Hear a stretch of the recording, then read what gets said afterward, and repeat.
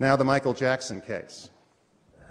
If you listen to the media in the Michael Jackson case, you would say to yourself that this community where the case was tried, Santa Maria, in the city of Santa Maria in Santa Barbara County, California, which is north of Los Angeles, it's between Los Angeles and San Francisco. If you listen to the media, you would have to conclude that this jury was composed of white rednecks who were ready to string up Michael Jackson without a trial. That's what you'd have to conclude. And it was absolutely false. It was absolutely false. This is a community where Michael Jackson chose to live. There were very few African Americans in the community. It was primarily white and Latino. And it's known to be a very conservative community, white collar, conservative, but also with a strong libertarian streak. And even the prosecution, before the trial began, made a motion in limine that we not be allowed to refer to them as the government in our defense. And that was denied, and as you can imagine, I periodically pointed at the government prosecutors in my defense. Well, I got up there early, and I had never tried a case in San Bernardino County.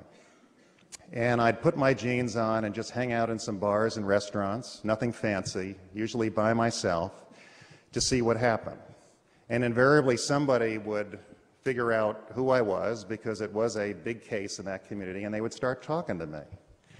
And what I discovered, at least in terms of my limited, experiences of that sort, which were usually mid-afternoon, early evening, was that Michael Jackson was extremely popular in that community. White people, Latino people, young, middle-aged, old, children loved Michael. He was their celebrity. He could have lived anywhere in the world. He had chosen their community. He had done kind things for people in that community. When the Air Force wanted to use Neverland to do a film, he said, "Come on in." He had waiting lists of kids, primarily disadvantaged kids, who wanted to come to Neverland for a day with the amusement park and with the zoo. And even though not everybody liked him, a lot of people did. Now, I had a jury consultant, and she did what jury consultants always do, and that is they conduct surveys and focus groups, and they obtain data and they correlate data. They'll get your age and your occupation and your political affiliation, your religion, your race, and they will associate it with various attitudinal issues, and they'll come up with a typical profile of what a pro-prosecution juror would be and what a pro-defense juror would be. And had I listened to that data, which the prosecution had as well, probably wouldn't have done as well. Because, among other things, that data said that women with kids are probably your worst jurors. It's a child molestation case. Mothers want to protect their children, and this is the worst kind of thing you can do. And frankly, women with kids were what I wanted. Because jury surveys, hard data, this kind of analysis is no substitute for your intuition, for your feelings about people, for your understanding about who your client is and who might be open to understanding your client, for your intuitions and your instincts about who might look at the prosecution witnesses and see through them if you really think you represent the truth, and I am convinced we did. And I said to myself, race is not going to be an issue in this case. Now, Michael and his family were concerned about no African Americans on the jury. We had one African American alternate who never made it to the actual panel. I was not concerned. The more I learned about the community, the more I learned about my case, the more I learned about the client, the more I sensed what I thought about this courthouse and what had happened in the past in this courthouse, the more I really thought we're going to get a fair shake. And I'll tell you something else. As I said before, I'd never tried a case in Santa Barbara County, but I learned that there's somewhat of an attitudinal split between the North County and the South County. As I said before, Santa Maria is in the North County, which is primarily blue-collar, working class, very conservative. The South County, thought to be more affluent and more liberal. You have the University of California at Santa Barbara in the South. You have the District Attorney's principal office in the South. There had been two bills I discovered introduced in the state legislature trying to get the North to secede from the South. And I said to myself, this is Michael's community. He chose it. people like him. Let's position Michael and his community against this vindictive DA from the South.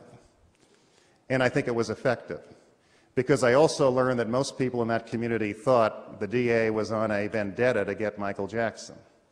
He had convened a grand jury in the early 90s to try and get an indictment, and he had failed. The grand jury met for approximately 6 months and would not charge Michael Jackson with anything. And I have since spoken to someone who was on that grand jury quite recently from Los Angeles. She was on a Los Angeles grand jury that was convened at the same time, and they had real problems with these accusations and real problems with a sense that people were trying to get money out of Michael Jackson by generating these charges. So he failed to get an indictment in the early 90s. In the mid-90s, the district attorney flew to Australia and Canada. They're the only countries I know that he went to. He may have gone to others, looking for victims of Michael Jackson. He failed. They told him to get lost. He didn't do anything to us. He had a website at the Sheriff's Department looking for information on Michael Jackson, and finally got the case that you know about because it was tried this year. And as Professor Ogletree said, 10 felony counts, not guilty, 4 lesser included misdemeanor counts, not guilty. Didn't even hang him on misdemeanors. The case, in my opinion, was a total fraud. It was an effort by unscrupulous prosecutors and police to do anything they could and say anything they could say to try and get a conviction on a single count. And it was absolutely unjust what was done to Michael Jackson this year. But my conclusion on the issue of race. I told people who I had the ability to talk to about the issue the following. I said, to African American people, Michael Jackson is black. He is black. If you ask him what his race is, he's black. But you know, to a lot of white people, Michael Jackson transcends race. He brings people together. We played tapes to the jury where he talked about why he loves people on all continents, people of all races. He said at one point, I wish I could adopt a child from every continent. He talked about how he dislikes racism and dislikes bigotry. And I am absolutely convinced that that jury saw Michael Jackson as someone who brings people together, not apart. And I never had a concern about these jurors being fair. I just didn't. I always thought this jury would never ally with the DA because it was their county. I never thought so. I never thought this jury would penalize Michael Jackson because he has long hair, because he has a serious skin condition which I have witnessed. It's called vitiligo. He has shown me his skin. If you look at his back, you will see brown patches and white patches. It's changing and eating pigment in his skin. He's very embarrassed with that. He chose to put white makeup on his face rather than have these splotches all over his face. That's his choice. I don't think it's a crime to do that. And the media kept portraying him as so weird and so strange, and I would say to people, turn on the TV any night and look at people who are stranger than Michael Jackson. He is creative. He dances to his own drummer. On a tape we played to the jury, he said, you know, you like to go to ball games. I like to sit in my tree and make music. Yes, he's different. Yes, he's a musical genius. Yes, he's had his problems. Yes, he's a human being. And no, he's not a criminal.